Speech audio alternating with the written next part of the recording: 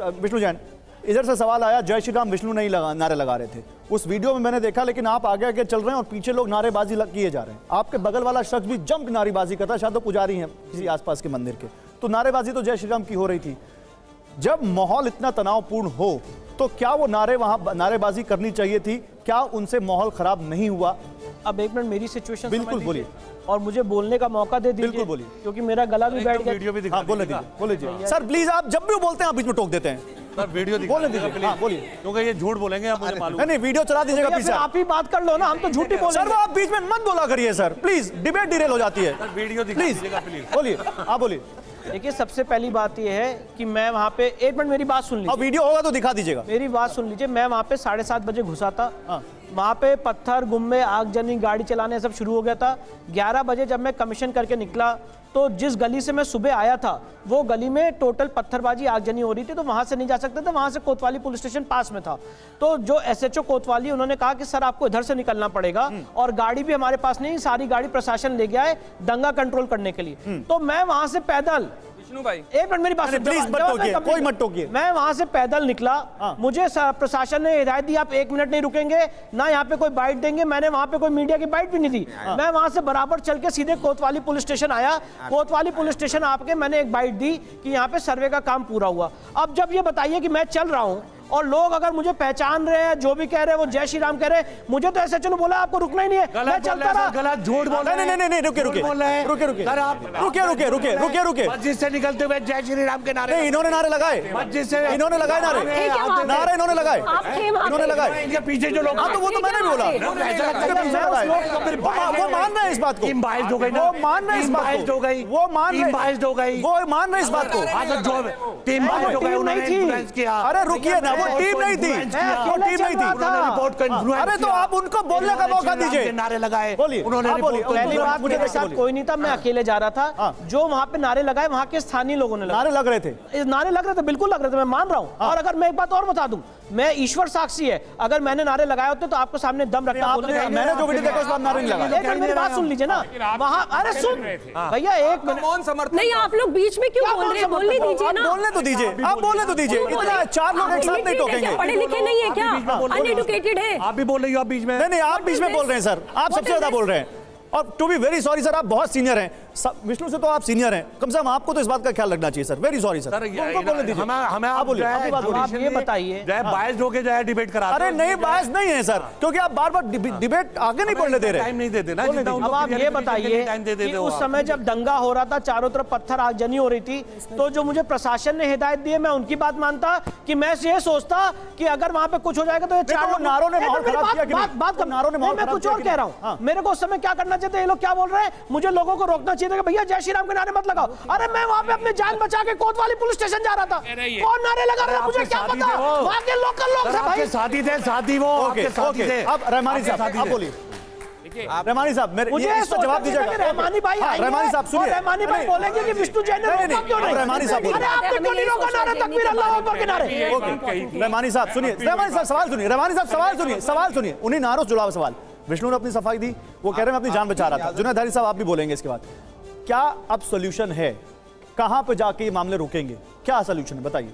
20 second पे जुनैद हारिस बोलेंगे। Solution तो सामने आने लगे हैं और इसीलिए मैंने कहा मैं नाउम्मीद नहीं हूं। मैं देश में बड़ा भरोसा रखता हूं, इसलिए मैं देश का नागरिक हूं। किसी और के अदरिंग करने से मैं मुतासिर नहीं होता। मैं भारत में पैदा हुआ हूं, यहाँ की मिट्टी से पैदा हुआ हूं, यहाँ की हवा से पैदा हुआ हूं, यहाँ का पानी पीता हूं, यही मरूंगा, यही दफन होऊंगा। भले ही मेरी कब्र के ऊपर आप मंदिर बना दे, लेकिन मैं दफन भी यही हूंगा। ये मेरी भारतीयता है, जिसे कोई चैलेंज नहीं। ठीक है जुनैद हारिस, आप पे ये इल्जाम नहीं है, विष्णु के ऊपर ये इल्जाम नहीं है कि इन्होंने नारा लगाया। विष्णु से मैं एक बात का सिर्फ मुझे मालूम नहीं है, इसलिए पूछना चाहता हूं, मेरे फैक्ट्स क्लियर रहने चाहिए।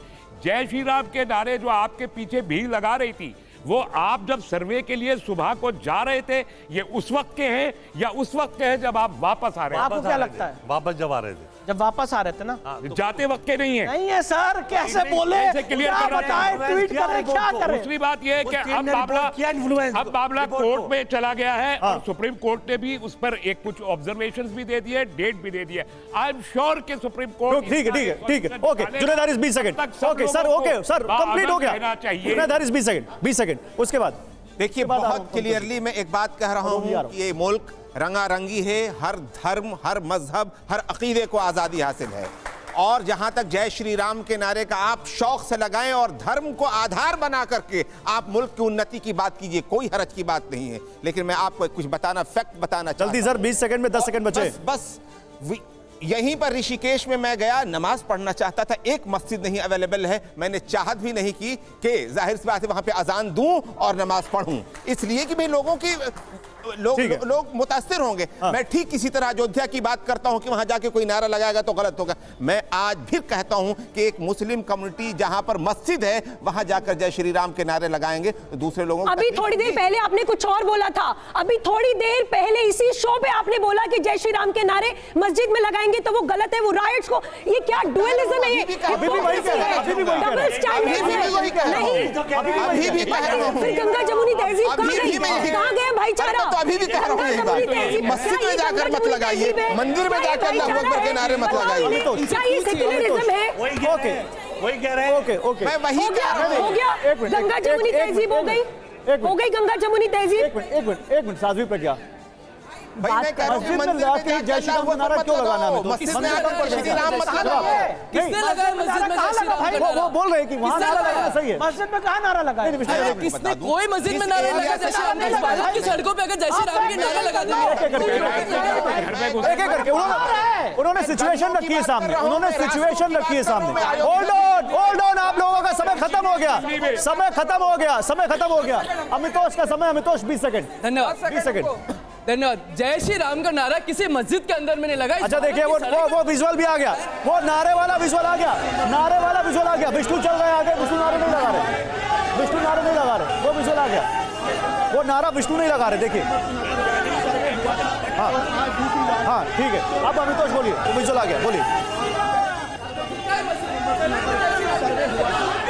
विष्णु जी ने तो नहीं लगाया जय श्री राम का नारा लगा ना। दूंगा, ये लगा देंगे जय श्री राम के नारा तो पथराव कर देंगे क्या? और दूसरी बात ऋषिकेश की बात करी ना कि वहाँ मस्जिद नहीं मिली नमाज के लिए। Ismail Farooqui versus state of Uttar Pradesh का जजमेंट है माननीय सर्वोच्च न्यायालय का, जिसमें कहा था कि नमाज पढ़ने के लिए आपको मस्जिद की जरूरत नहीं है। जब बाबरी मस्जिद का मामला चला था तो आपको जरूरत ही नहीं है, आप तो कहीं भी नमाज पढ़ लेते हैं, सड़क पर नमाज पढ़ लेते हैं, ट्रेन में नमाज पढ़ लेते हैं, किधर भी नमाज पढ़ लेंगे। तो ये कोई विषय नहीं है। मैं कुछ और पूछ रहा हूँ अमितोष, मैं कुछ और पूछ रहा हूँ। काशी, मथुरा और अयोध्या 3 बड़ी मांगे थी, अब तो इस मामले की बाढ़ आ जाएगी तो फिर हमारी एक बड़ा हमारी एनर्जी, हमारी एक बड़ी एनर्जी ऐसे मालूम नहीं चली जाएगी। कितना बढ़िया गंगा जमुना का, एक मिनट रुकिए, कितना बढ़िया सेक्युलरिज्म। अमितोष बोलेंगे।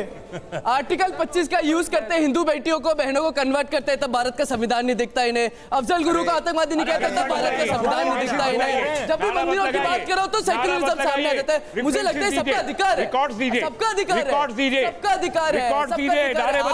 आप इतिहासकार हैं। एक मिनट, इधर से 2 लोग बोल चुके हैं, उधर से दूसरा का नंबर है। ओम जी, आप इतिहासकार हैं।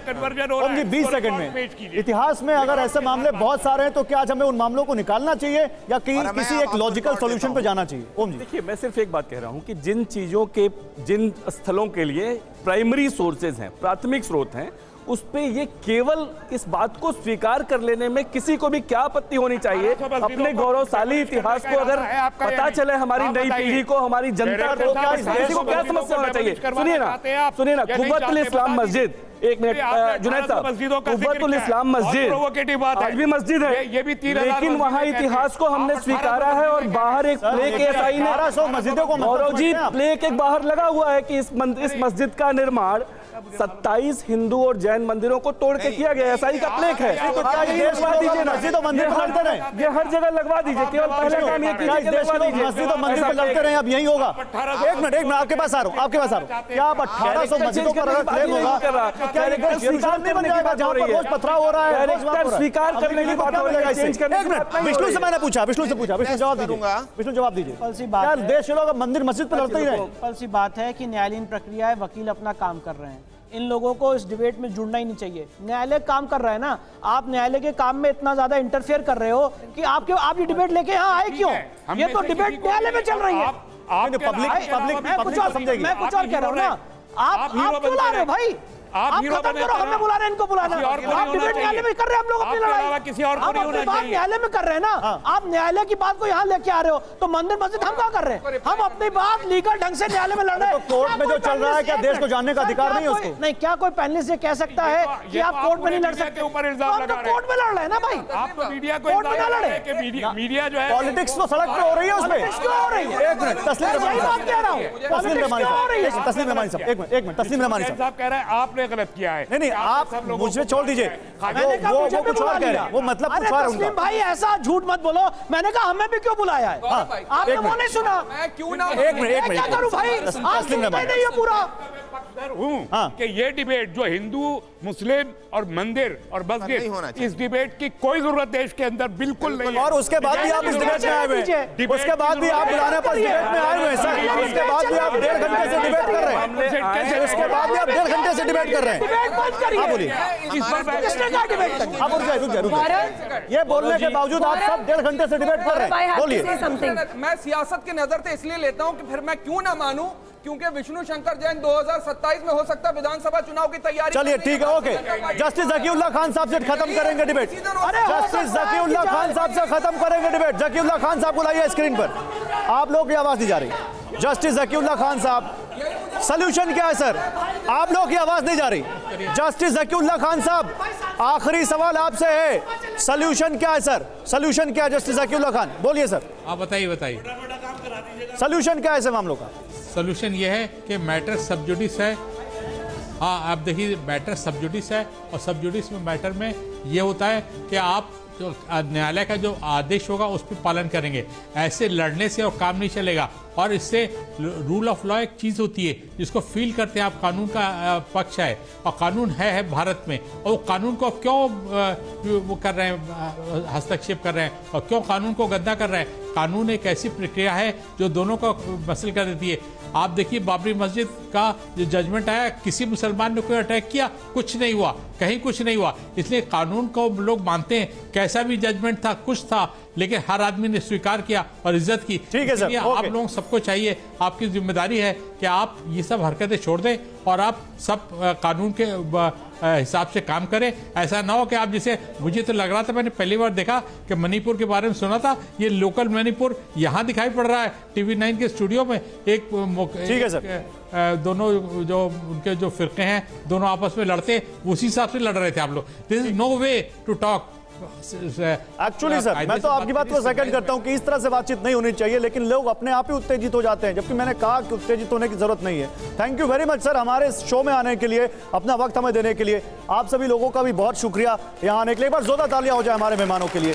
देखिए, बहुत पते की बात कही है फॉर्मर जस्टिस जकीउल्लाह खान साहब ने कि देश कानून से चलता है, और जो भी तय होगा देश की अदालतें तय करेंगी या फिर संसद में बनाए हुए कानून के हिसाब से चीजें चलेंगी। उसके बाद, उसके अलावा बाकी सब बेमानी है। अब देखना है कि देश की अदालतें क्यों तय कर रही हैं। और हमने डिबेट क्यों की, ये भी मैं बता दूं। डिबेट इसलिए क्योंकि पब्लिक डिस्कोर्स में ये बात हो रही है। डिबेट इसलिए क्योंकि आप पब्लिक डिस्कोर्स में इस पर बाइटें दे रहे हैं, इस पर इंटरव्यूज दे रहे हैं। डिबेट इसलिए क्योंकि इस पर राजनीति हो रही है, और डिबेट इसलिए क्योंकि पब्लिक इस पर आप दोनों का पर्सपेक्टिव जानना चाहती है। थैंक यू वेरी मच आप सबका इस डिबेट में आने के लिए, बहुत शुक्रिया। Thank you.